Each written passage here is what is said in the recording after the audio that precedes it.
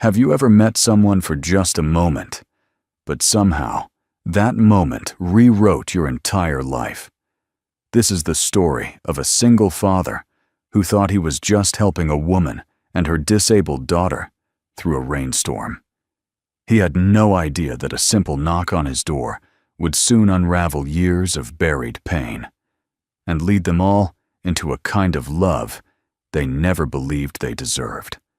Before we begin this powerful, true-to-life story filled with hope, healing, and second chances, if you're someone who believes in the quiet strength of kindness and the miracle of love showing up when we least expect it, please consider subscribing to the channel. Your support helps us keep telling stories that truly matter. Now, let's begin. A single dad helped a soldier and her disabled girl in the rain until one knock changed everything. The rain didn't ask questions. It simply fell heavy, unapologetic, and endless. Wade Jacobs gripped the steering wheel of his old white pickup truck as sheets of water slashed across the windshield. The wipers screeched like tired bones failing to keep up. His knuckles were tight the way they always got when memories crawled in the scent of lavender shampoo from the back seat.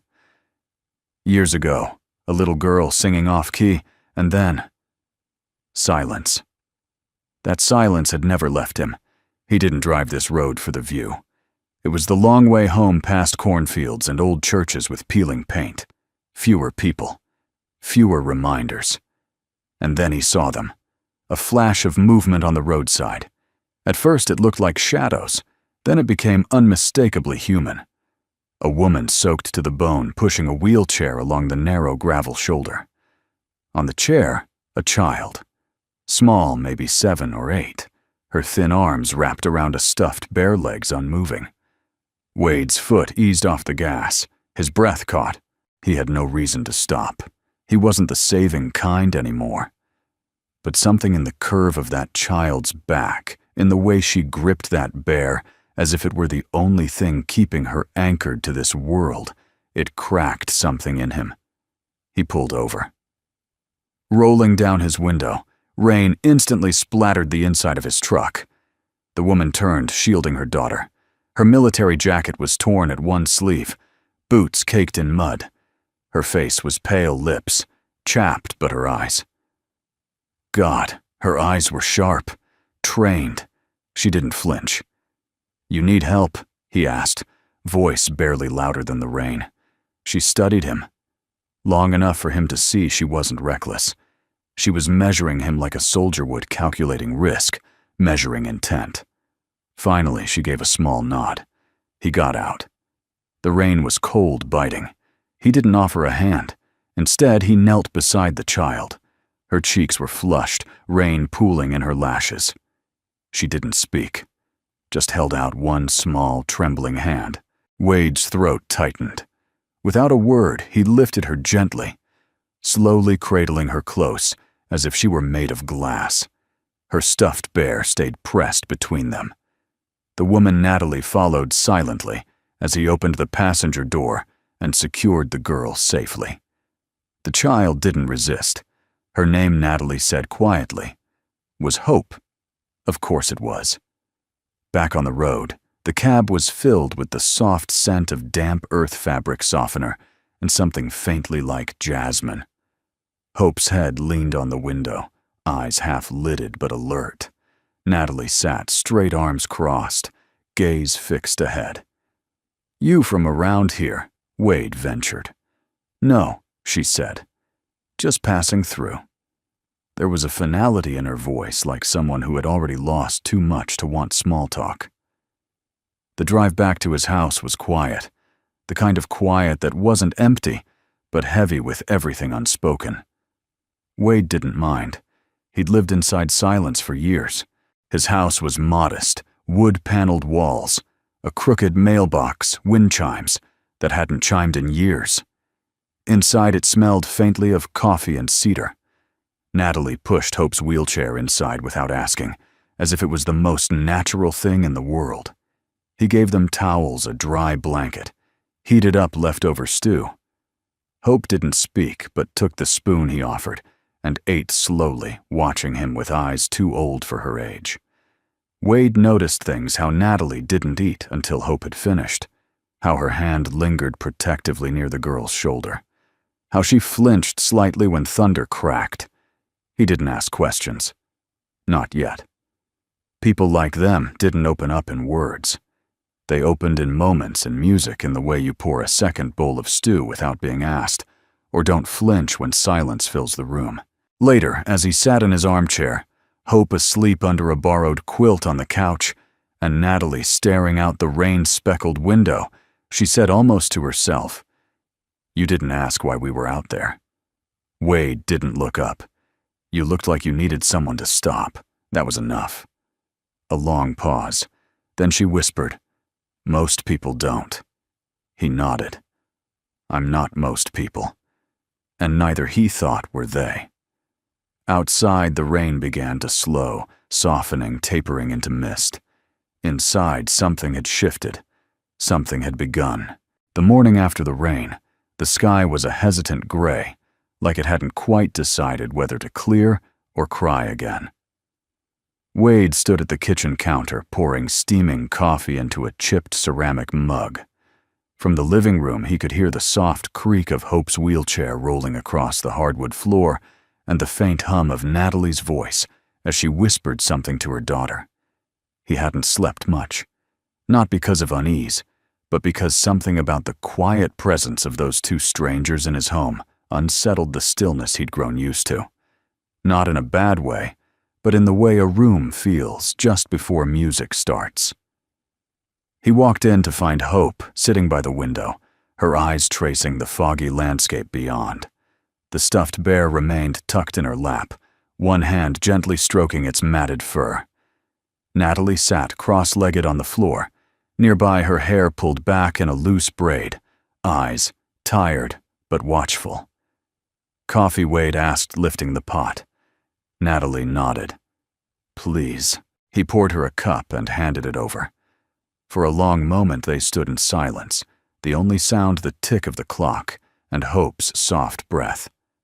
"I should get the chair fixed," he said, eventually, nodding at the wheelchair's front wheel that leaned inward unnaturally. "It's pulling to the left." Natalie looked at him surprised. "You know how I was a carpenter. I can fix just about anything, except time." She didn't smile, but something in her face relaxed. "It's been broken since Kansas. Couldn't afford to get it looked at." Wade knelt beside the chair, inspecting it carefully. The frame was bent, and the rubber was nearly bald. It wasn't just wear and tear, it was survival etched into steel and wheels. "You drove from Kansas?" he asked without looking up. "Drove, walked, hitched." She paused. "Ran." He didn't push. He just nodded and set to work.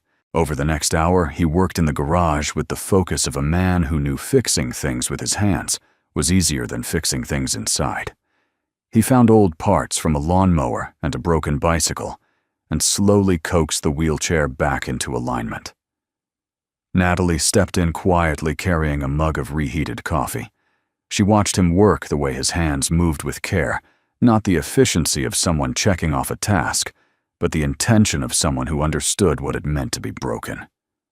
"You always live alone?" she asked softly. "Since Ellie," he replied. She didn't ask who Ellie was. Not yet.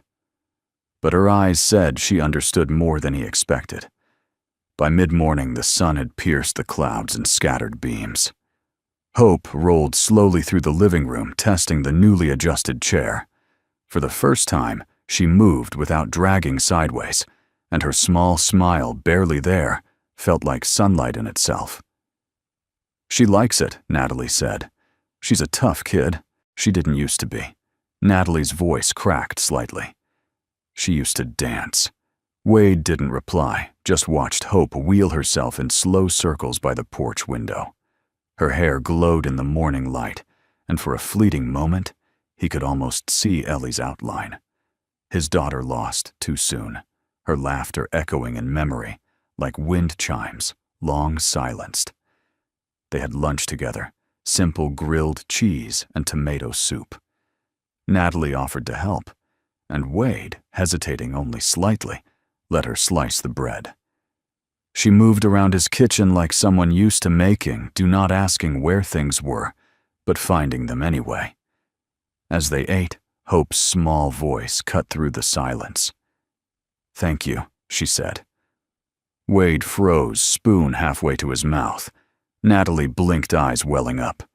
That's the first she's spoken since the accident. Hope looked at Wade. "You fixed it." He couldn't speak. He only nodded, throat-thick eyes stinging in a way he hadn't allowed in years. That night, after Hope had fallen asleep on the couch again, Natalie lingered by the doorway of the guest room Wade had readied for them. She looked at him like someone trying to find the words for something too big, too fragile. "She trusts you," she whispered. "I didn't do much. You stopped." That alone, her eyes said, was everything. Wade sat outside later, long after the house went quiet. The stars blinked through parting clouds, and the air smelled like rain-soaked earth and fresh beginnings. He held the tools he'd used to fix the wheelchair, now clean and dry, resting on his lap, like quiet witnesses. Maybe you can't fix time, he thought. But maybe you could help someone move forward.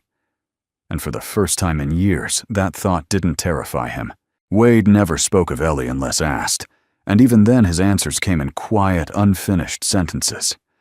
But that evening, as he stood by the porch with a towel slung over his shoulder, watching the late summer sun smear gold across the treetops, he found the words pressing against his chest like something that had waited too long to be let out. Natalie was tending to Hope inside, brushing her damp hair, settling her into bed, with the bear still tucked beneath her chin. The house was still filled with the subtle grace of people trying not to disturb a fragile peace. When she stepped out onto the porch beside him, holding 2 cups of lukewarm tea, Wade didn't speak at first. He took the cup she offered, fingers grazing hers for a moment longer than necessary. Then he simply said, "She was 8. Ellie loved sunflowers and hated the color pink." Natalie sat down in the creaky rocker beside him. She didn't ask more, didn't need to. The silence between them had already become a kind of sacred space. "She was in the back seat," Wade continued. "I'd been working a double shift. Thought I could make it home." We were only 15 minutes out. The breath caught in his throat. He looked down at the steam rising from his cup. I closed my eyes for a second. Just a second. That's all it took.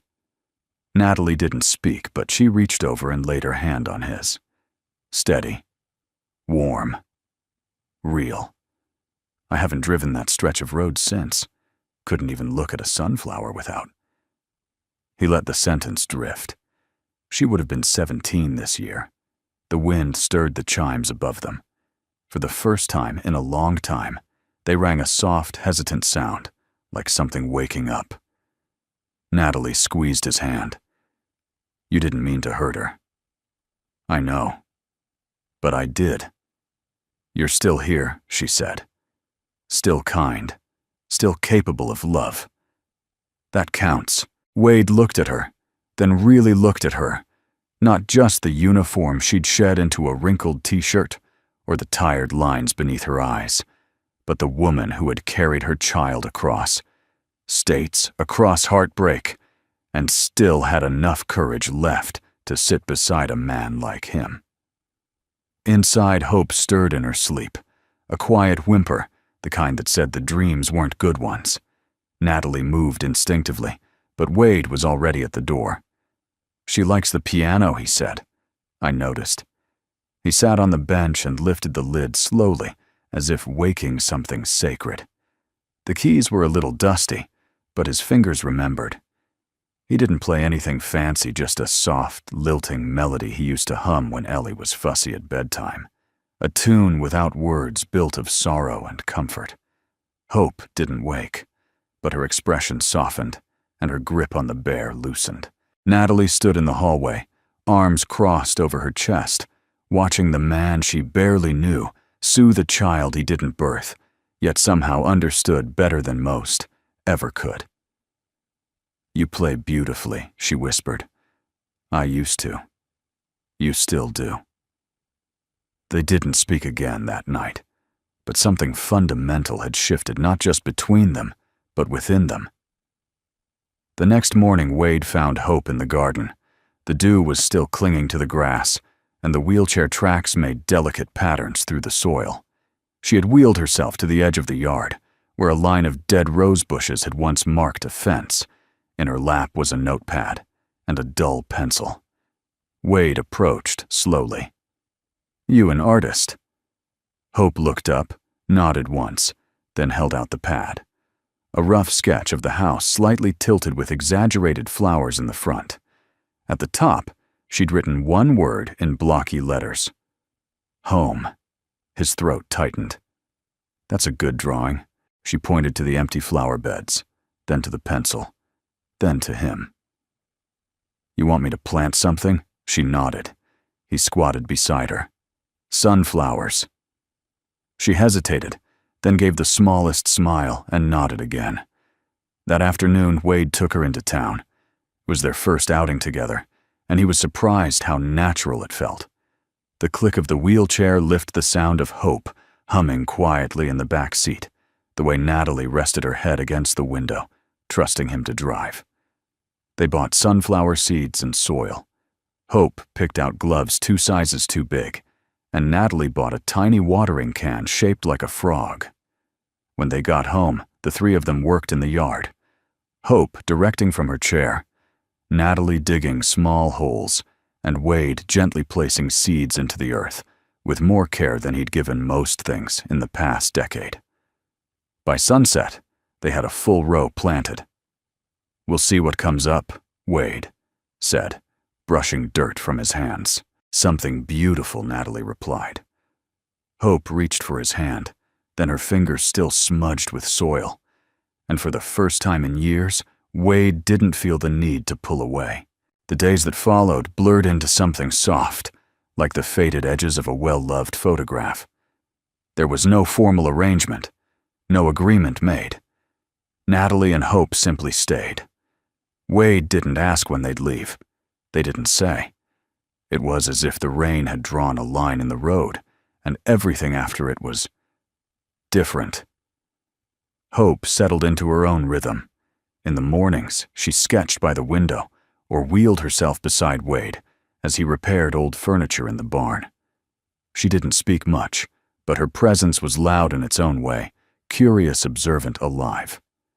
She laughed once when Wade dropped a hammer on his foot, and though it came out like a hiccup, it made Natalie freeze in place and blink back tears. Wade wasn't used to laughter in his house.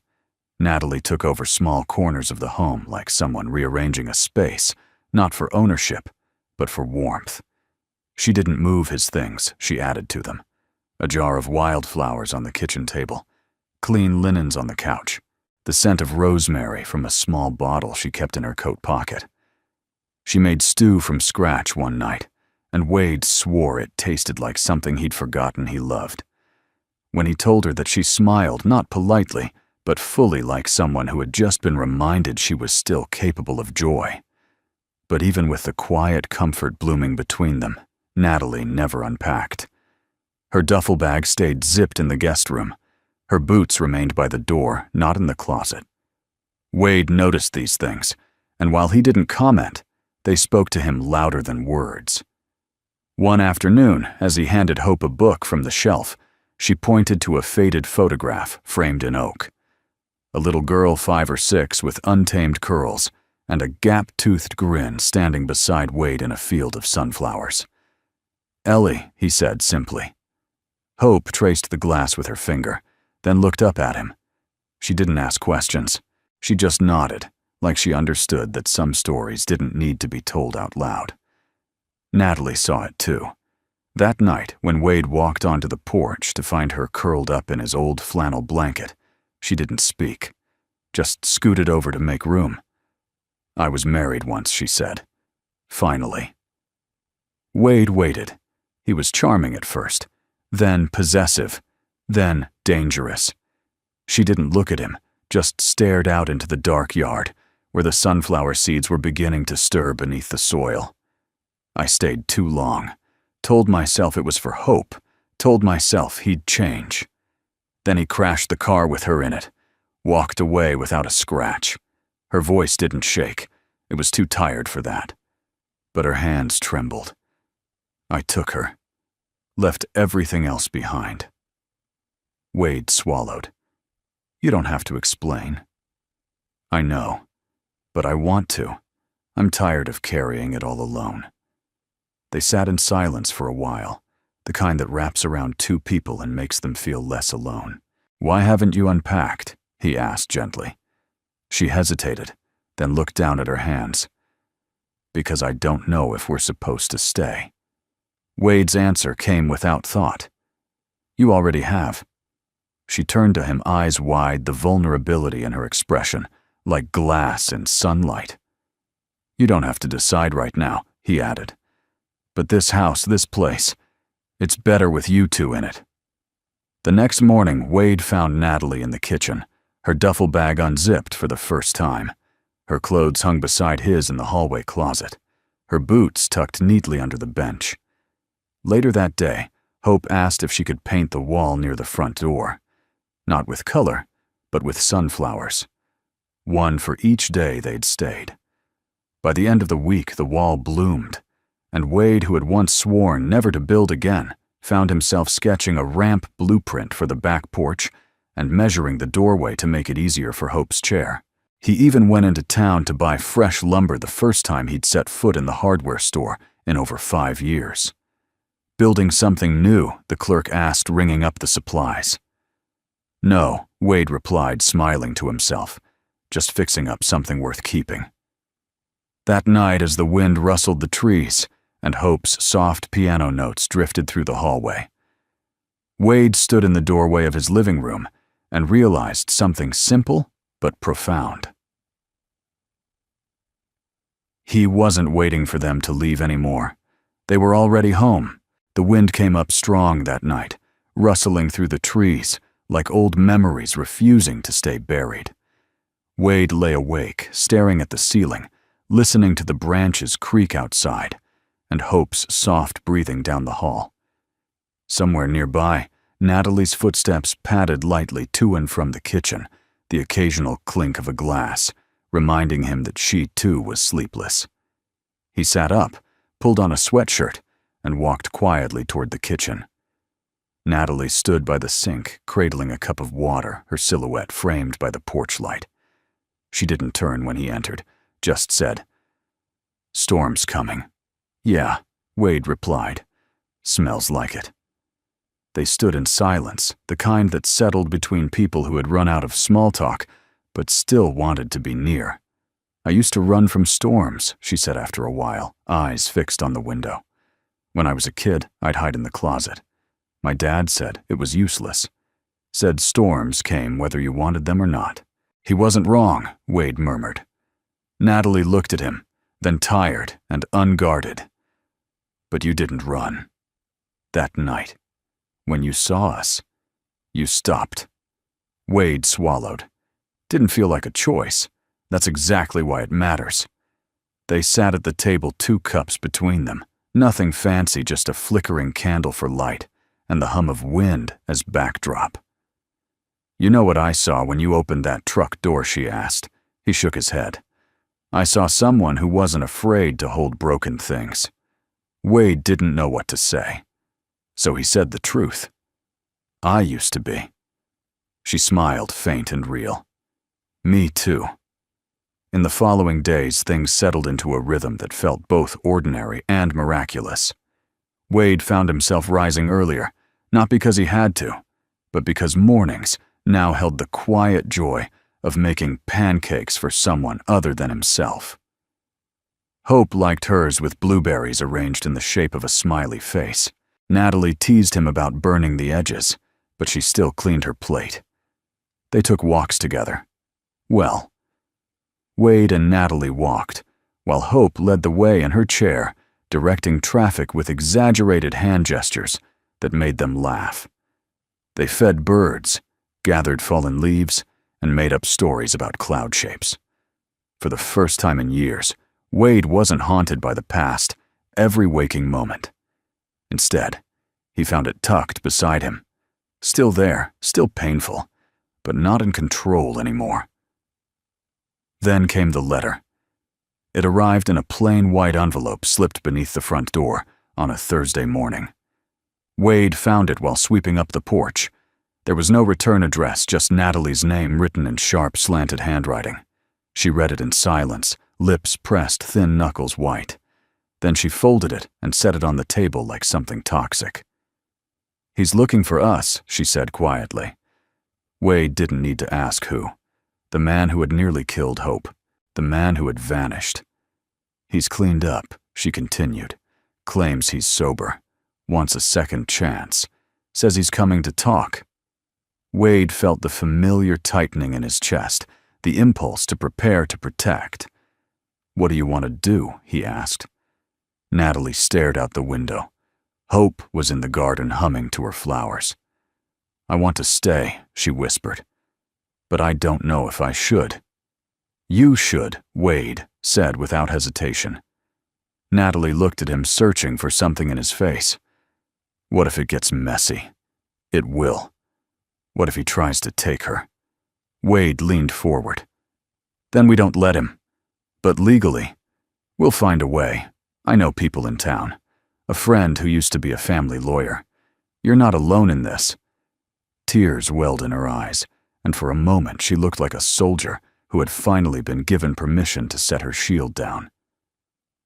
"I've never had someone fight with me before," she said.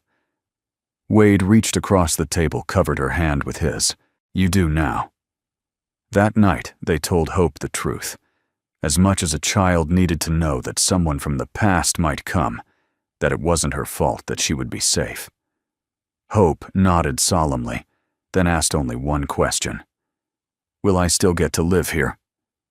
Wade bent down, met her eyes. "As long as you want." She seemed to consider that, then wrapped her arms around his neck. "I want forever." Wade held her tighter than he thought he could, and in that moment he made a silent vow he would not run. Not from storms, not from shadows, not from love, not anymore. The letter sat on the kitchen table for 3 days. No one touched it. No one moved it. But they all felt it like a splinter under the skin, invisible but impossible to forget. Wade watched Natalie drift around it like it was radioactive. She cooked, cleaned, even helped Hope repaint a sunflower petal that had faded on the wall, but her eyes always flicked back to that white envelope, creased now from being refolded and reread. He didn't press. He just stayed close, fixing loose hinges, replacing a screen on the porch, cooking too many eggs in the morning. If he couldn't protect her from the past, he could at least remind her she wasn't in it anymore. On the third night after Hope had fallen asleep, and the house was heavy with the quiet of unsaid things, Natalie came into the living room holding a small, weathered box.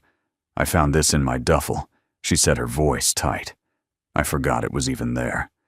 She sat down on the floor and opened it carefully. Inside were a few photos, a ribbon from nursing school, a dog tag on a thin chain, and a letter. The envelope was yellowed, the corners soft. Unsealed, but never opened.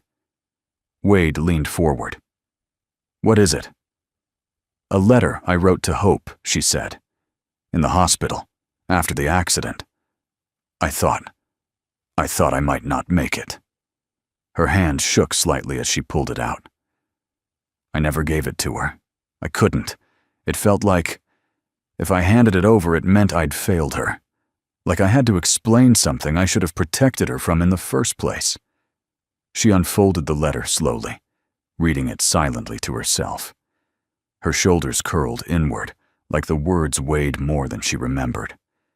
Then, without a word, she handed it to Wade. He took it gently, unsure whether to read it aloud or in silence. He chose silence. "Dear Hope, if you're reading this, it means I couldn't stay. And I'm sorry. I wanted to fight for you forever. But sometimes even soldiers don't get to pick their battles. I need you to know something. None of this is your fault. Not your legs. Not your father leaving.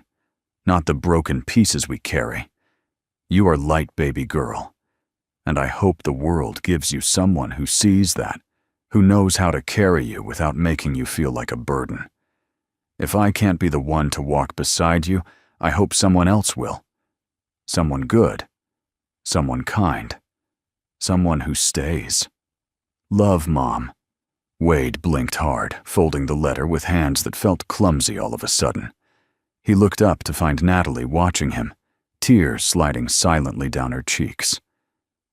I think you should give it to her, he said softly. I'm scared, she admitted, of what she'll say. Of what I'll feel. Wade nodded. Sometimes healing hurts. Doesn't mean it's not worth it. She exhaled shakily and leaned into his side. He wrapped an arm around her shoulders and held her close, both of them anchored in that small moment, like driftwood finding shore. The next morning, Natalie slipped the letter into Hope's sketchbook. She didn't say anything, just watched from across the room as her daughter discovered it, between pages of half-finished drawings and bright crayon suns. Hope read slowly, lips moving with each line. When she was done, she looked up. She didn't cry. She didn't speak. She rolled her chair across the room and placed the letter back in Natalie's hands. Then, reaching up, she placed her palm over her mother's heart. Natalie covered it with her own and closed her eyes. That afternoon, Hope asked to paint again, only this time, not sunflowers. Mountains, she said. Big ones. Why mountains, Wade asked, handing her a fresh set of brushes. Because we got over one, she replied.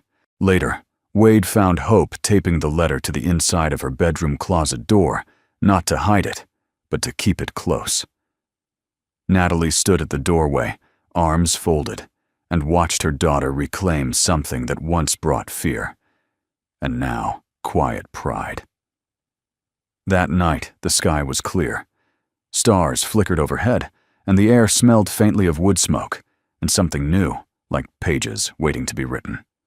Wade stood by the workbench, sanding the final slats of a small wooden box. Inside, he'd carved 3 names: Ellie, Hope, Natalie. On the lid, he'd burned the word "stay" in gentle strokes, because to him, staying wasn't just not leaving. It was choosing. Over and over again. Natalie joined him in the garage, her hair pulled back, sleeves rolled as if she belonged there. And she did. You ever write letters? She asked. He hesitated, then nodded. To Ellie, every year on her birthday. Did you send them? No. Just kept them in a drawer. Too many things I never got to say. She held his hand. Maybe it's time. Maybe, he said, squeezing her fingers. Or maybe I'm saying them now in a different way. She leaned in and kissed him softly like a question answered. And Wade, for the first time in so long, didn't feel like a man haunted. He felt like a man who had stayed. It came on a Wednesday. The sky had been kind that morning, bright with wisps of cloud trailing lazily across a blue so clean it felt painted. Wade had just finished trimming the overgrown hedges by the fence, and Hope was inside practicing her scales on the piano, each note, careful, deliberate, like she was stepping across stones in a stream. Natalie was in the kitchen chopping apples for a pie she didn't plan to bake. They were all pretending it was a normal day. But none of them had forgotten the letter. When the knock came, it was 3 firm raps on the front door, measured male and impossible to ignore. Hope stopped playing. Natalie froze mid-slice the knife, pausing just above the cutting board. Wade, already halfway across the living room, felt something in his chest go tight. He hadn't heard that knock before, but somehow he recognized it, like a note from a song he didn't want to remember. He opened the door slowly. The man standing there was clean-shaven, his blonde hair trimmed short, wearing a crisp button-down shirt and a jacket that didn't quite hide the nervous twitch in his jaw. Thomas, Natalie's ex, Hope's father. Wade didn't speak. He didn't have to. Thomas cleared his throat. "I'm here to see Natalie and my daughter." From behind Wade, Natalie's voice came steady and low. "She's not yours anymore." Thomas's gaze flicked toward her, then past her toward Hope, who sat in the doorway of the hallway, hands clenched tightly on her wheels. "She's my daughter," he said quietly. "I have a right to see her." "No," Natalie replied, stepping forward. "You had the right. You lost it." Thomas shifted his polished shoes, grinding against the porch's wood planks. "I've changed. I've been sober 15 months. I go to meetings. I work a steady job. I just want a chance to make things right." Wade watched Natalie's face, looking for the tremble, the crack, the place she might give in. It didn't come. "You left her," she said. "You left me. I was sick. No. You were cruel. You were reckless. And you almost killed her." Thomas looked past her again. "Hope, can I talk to you?" Hope didn't move. Wade turned to her gently. "It's your choice." The girl hesitated, then wheeled herself forward. Her face was calm, unreadable. She stopped at the threshold, never crossing onto the porch. Thomas knelt down to her level. "Hey, kiddo," he said softly. "You've grown." Hope didn't respond. "I've missed you. I think about you every day. I know I made mistakes, big ones, but I want to do better. Be better. For you." Hope looked at him for a long moment. Then she said clearly, and without hesitation, "You didn't come back for me. You came back for you." The words hung in the air, sharp and clean. Thomas paled. "That's not true."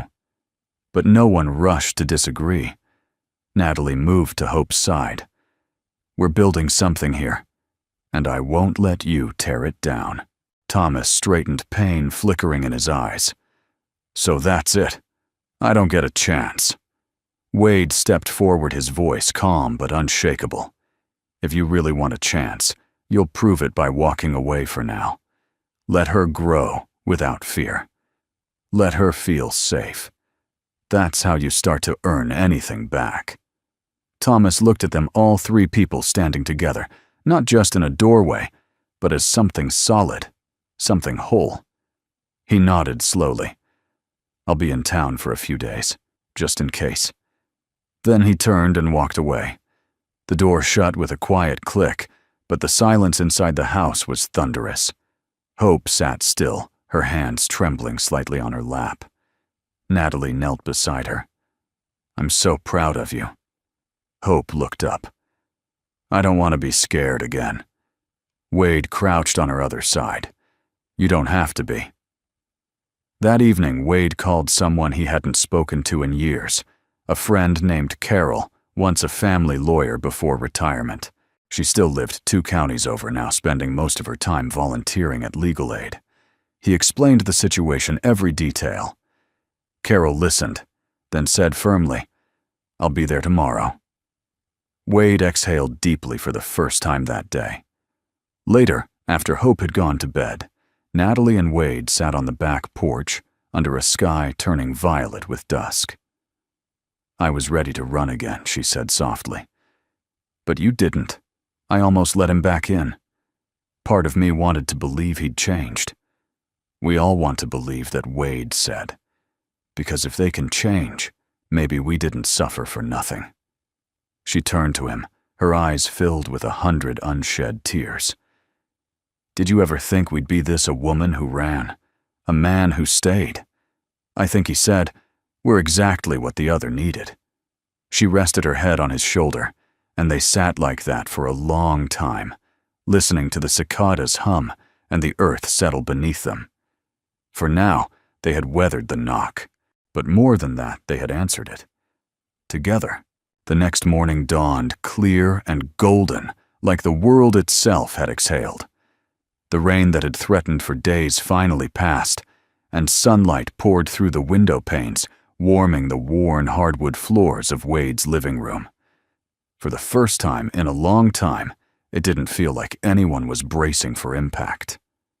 Carol arrived just after 9, wearing a denim jacket over her faded navy suit, her hair silver and tightly wound in a bun that spoke of no-nonsense efficiency.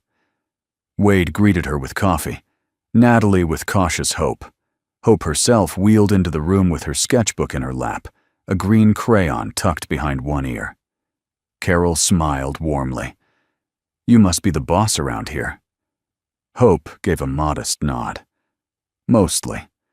The legal conversation that followed was not easy, but it was honest. Carol laid out options, clearly no sugarcoating. Wade and Natalie listened closely as she explained custody rights, rehabilitation programs, restraining orders, and the difference between forgiveness and legal consequence.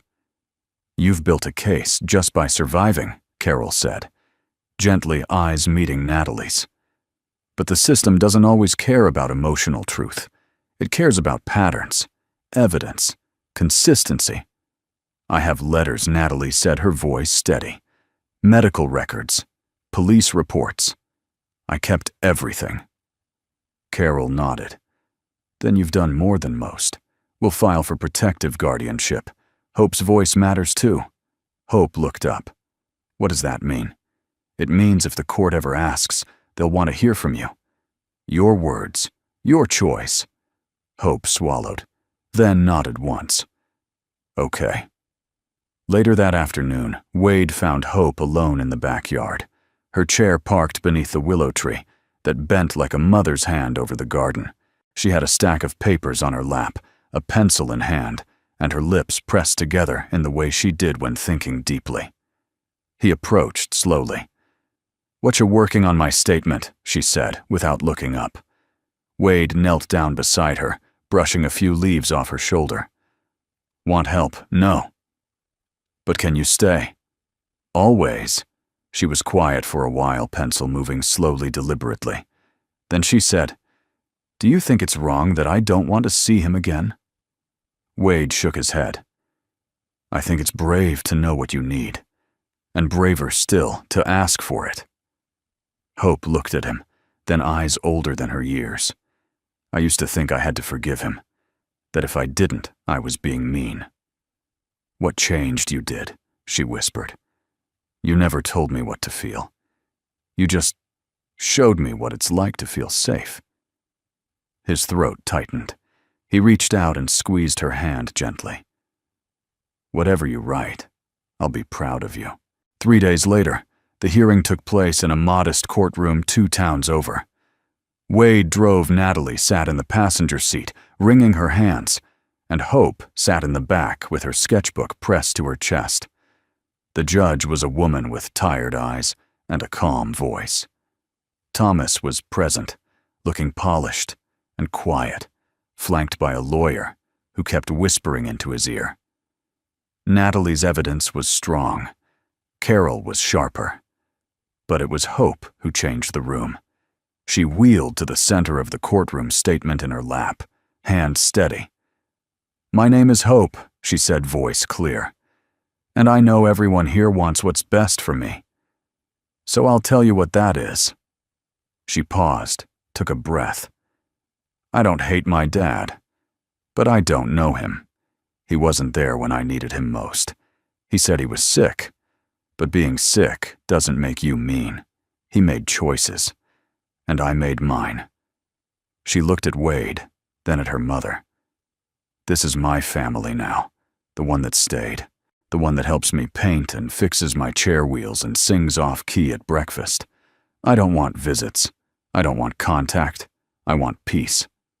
Silence swept through the courtroom like a hush of wind before dawn. The judge nodded, once wrote something on her notepad, then said simply, "Thank you, Hope." That was very brave. The ruling was swift. Natalie was granted full protective guardianship. Thomas was offered monitored visitation rights, but only pending a review after a year, and only if Hope agreed. Outside the courthouse, Thomas approached them. No threats, no demands, just a quiet, worn look in his eyes. "I'm sorry," he told Hope. She nodded. "Me too." Then turned away. That night back home, Natalie made spaghetti. Wade opened a bottle of wine. Hope insisted they all dress fancy for dinner. She wore a sparkly headband. Natalie put on earrings. Wade changed into a button-up and declared himself uncomfortably formal. They laughed. They ate. And when the dishes were done and the moon was high, Hope rolled up beside Wade and handed him a folded page from her sketchbook. It was a drawing him holding her hand, the willow tree in the background, and the word "stay" carved into the trunk. "I want this on the wall," she said. Wade cleared his throat, overcome. "Me too, sweetheart." "Me too." He hung it the next morning right above the fireplace. Natalie added a small framed photo of the three of them beside it. It wasn't perfect, but it was theirs. And when Hope wheeled back in from school that afternoon and paused to look at the wall, she didn't say a word. She just smiled. It rained again a week later. Not the kind of rain that soaked you through and drove you inside, but a gentle drizzle, the kind that whispered against windows and made the world feel softer, quieter, like it was catching its breath. Hope sat by the living room window, her chin resting on her hand as she traced the raindrops with her finger. Outside, the yard was turning a lush green again, the willow tree swaying slightly in the breeze, its leaves shimmering like threads of silver. Wade walked in with a cardboard box in his arms, soaked around the edges, but held together with care. "What's that?" Hope asked, turning toward him. He set it down on the coffee table and grinned. "Something I've been working on in the shed." Natalie joined them, drying her hands with a dish towel. "Is this what you've been sneaking off to every night after dinner?" Maybe Wade said with a wink. He carefully opened the box. Inside, wrapped in layers of flannel and tissue paper, was a custom-built easel, handcrafted sturdy, but low enough for Hope to reach comfortably from her wheelchair. On the side was a small drawer for paints, and carved into the wood, along the top, was a single word: Hope. For a moment, no one spoke. Hope ran her fingers over the carved letters, her throat bobbing. "It's beautiful." Wade shrugged, suddenly shy. "You said you wanted to paint mountains. I figured you should have the right tools." She looked up at him, her eyes glistening. "You made this." He nodded. "Just for me, just for you." Natalie placed a hand on Wade's arm. Her voice was warm, thick with gratitude. "You do know you've ruined her for all future men, right?" Wade chuckled. "Good." They set the easel up by the window, and Hope immediately got to work. She chose deep blues and stormy grays, streaks of gold for the sunrise. Behind the mountains, a path winding up through the trees, one that was steep but clear. Wade watched her in awe. It wasn't just talent, it was something more, a kind of peace in motion. He realized then that giving her the gift had done something to him too. It had opened a door. That evening the drizzle picked up, and the three of them sat on the porch with mugs of cider wrapped in blankets, listening to the rhythm of the rain on the tin roof. Hope had gone inside to wash her brushes when Natalie leaned closer to Wade. "You know what today is?" she asked. He shook his head. "Exactly 1 year since I left the hospital." Wade turned to her, surprised. "Really?" She nodded. 1 year ago I was broken, in body and spirit. I didn't believe in anything. Not love, not healing, not family. She looked at him, then eyes lit by the soft porch light. "Now I believe in all three." Wade reached for her hand. "That wasn't me. That was you." "No," she said firmly. "It was us." Wade remembered the day he first saw her in the rain, clutching her daughter, drenched and defiant. Back then, he couldn't have imagined this blanket-shared laughter warming the air, a kind of life that didn't feel borrowed or tentative.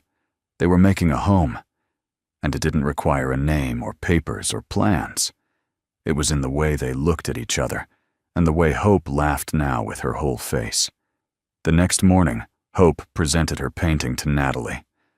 "I want you to have it," she said, simply. Natalie traced the mountain peaks with her fingers. Why this one? Hope shrugged. Because you climbed it too. Wade hung the painting above Natalie's bed that afternoon. The house was becoming a gallery of pain overcome of choices, made of new beginnings, honored. Later that day, Natalie found Wade in the shed tinkering again.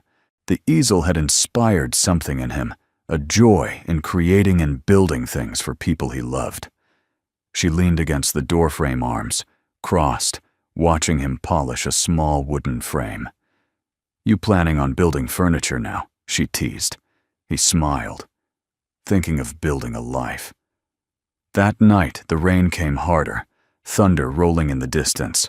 But this time, no one felt afraid. The knocks on their door had been weathered, the storms faced. And somewhere in that quiet, Natalie stood at the door of Wade's room. He looked up from the journal he'd been writing, in something he'd started since Hope gave him her drawing, and met her eyes. Without a word, she crossed the threshold and sat beside him. "I kept thinking," she said softly, "about all the gifts I've ever received. None of them ever mattered." Wade waited. Until now. She reached into her robe pocket and pulled out a small item, a silver chain, simple and clean, with a charm at the end, shaped like a tree. "I bought this a long time ago thinking I'd give it to Hope one day. But now, I think I was wrong." She pressed it into Wade's hand. "You're the one who gave us roots." Wade held it carefully, the weight of it more emotional than physical. He looked up at her and whispered, "Stay tonight." Natalie smiled. "I was hoping you'd ask." And she did. Not because she needed saving, but because finally she knew what it felt like to be safe. Spring turned fully green, and with it, something inside each of them unfurled. Hope's laughter became a daily melody in the house, not the cautious kind, but full-throated and spontaneous. Her paintings grew bolder, brighter colors, bigger canvases. Some mornings, she rolled out of her room, already humming a tune, her hair wild from sleep, the world open in front of her. Natalie, once so tightly wound from fear and survival, now moved through the kitchen, barefoot, her hair down her eyes softer. She had started writing again, nothing formal, just journals, short essays, fragments of thoughts about motherhood and healing and quiet miracles. Sometimes she read them aloud at night. Wade always listened with his full attention, like her words stitched something back together in him too. As for Wade, he hadn't realized how lonely he'd been until loneliness wasn't his default anymore. He still woke early, still drank his coffee. Black still fixed what needed fixing around the house. But he also sat longer at breakfast, lingered in conversations, smiled more, laughed louder. They were in every way becoming a family. Not the kind made from ceremony or tradition, but the kind forged in the fire of choosing each other again and again. One morning, while Wade was out chopping firewood, a letter arrived in the mail. Natalie almost didn't notice it, just another envelope between grocery ads and a gardening catalog. But the handwriting made her pause. Hope's school. She opened it slowly at the kitchen table. Wade walked in 5 minutes later to find her staring at the letter, her hand trembling slightly. "What's wrong?" Natalie looked up at him. "It's about Hope." He took the letter and read silently. Then again, slower.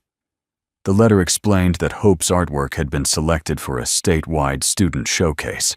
One of her recent paintings, The Path That Waited, a brilliant landscape of a forest clearing with a beam of light breaking through, had been submitted by her teacher. It had won top honors in the Accessibility Inclusive category. Hope was invited to speak at the Capitol building in front of the full panel. They wanted her story. Wade smiled. "That's amazing." Natalie bit her lip. "They want a 5-minute speech. On resilience." Wade chuckled. "She'll write it in 10. That night, the three of them sat around the dining table, the painting propped beside them, and brainstormed what Hope might say. She scribbled thoughts, scratched them out, scribbled again. "I don't want to talk about what happened," she said finally. "I want to talk about what came after." Natalie nodded, tears rising. "That's exactly what they need to hear." Wade added quietly, "It's who you are now. That's the story." Hope smiled a little nervous, but mostly sure. "Then I'll tell it." On the day of the event, Hope wore a deep blue dress with silver accents, her hair braided and pinned with a tiny charm of a tree, the same one Natalie had once given to Wade. Her wheelchair had been polished to a shine. Natalie and Wade sat in the front row, side by side, hands clasped tightly. Hope rolled onto the stage alone. No notes, no help. "My name is Hope," she said, voice steady. "And I'm not going to talk about what I lost. I'm going to talk about what I found." She spoke about her new school, her new home, her art.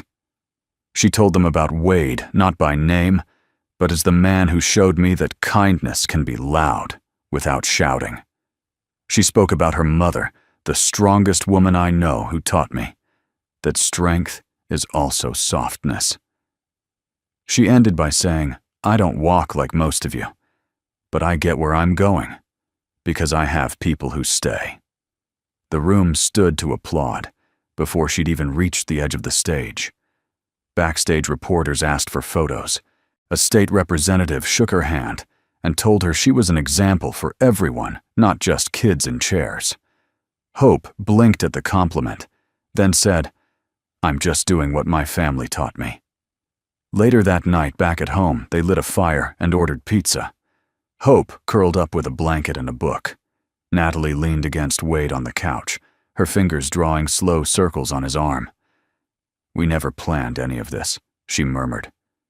"Nope," he said. "But maybe that's the best part." Wade looked down at her, heart full. "There's something I've been meaning to ask you." She looked up. He didn't kneel, didn't pull out a ring. He just held her gaze. "Stay. For good." She smiled, that quiet, radiant smile he'd come to know. "I already did." Outside, the willow tree swayed under the stars, and inside the future waited, not written, but ready. And for the first time in a long time, they were no longer afraid of what might come. Because whatever it was, they'd face it together. The first knock came in the rain. The last one came in the sunlight.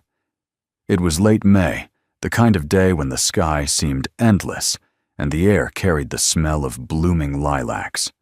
Hope had been outside all morning, painting wildflowers, a straw hat askew on her head, her cheeks pink from the sun. Natalie was in the kitchen barefoot and humming, while Wade repaired a loose porch board with a tool belt slung around his hips. They were by every measure simply living. Then came the knock. 3 short raps on the front door. Not hurried, not tentative, just clear. Wade paused, hand resting on his hammer. Natalie looked up from the sink, the hum dying in her throat. Hope in the backyard didn't hear a thing. Wade opened the door, slowly bracing without realizing it. It was Thomas, dressed plainly alone.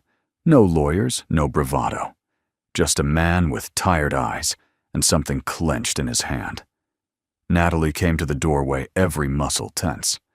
But Wade stepped forward, calm, steady. "I'm not here to fight," Thomas said, voice low. "I just wanted to give her something. One thing. And then I'll go." He opened his hand. Inside was a small dog-eared notebook. "She used to draw in this," he said. "Back when she was little. I found it in storage. I thought she might want it. Or maybe not. I needed to try." Wade didn't take the notebook. Not yet. He looked to Natalie. Her face was unreadable. But then slowly she stepped forward and gently took the notebook from Thomas's hand. "You should go now," she said, not unkindly. Thomas nodded as if he'd expected nothing more. but before he turned, he looked up. "Thank you," he said, "for raising her, for giving her the life I never could." Then he left. That evening, Wade found Hope sitting beneath the willow tree, flipping through the notebook. She hadn't cried. She hadn't smiled either. She just looked quiet. "He brought it by today," Wade said softly. "I know." "You okay?" She nodded. "I remembered some of these drawings. I used to pretend they were maps. Maps to where to here," she said. "I just didn't know it at the time." Wade sat beside her in the grass. "Do you want to keep it?" She closed the notebook and hugged it to her chest.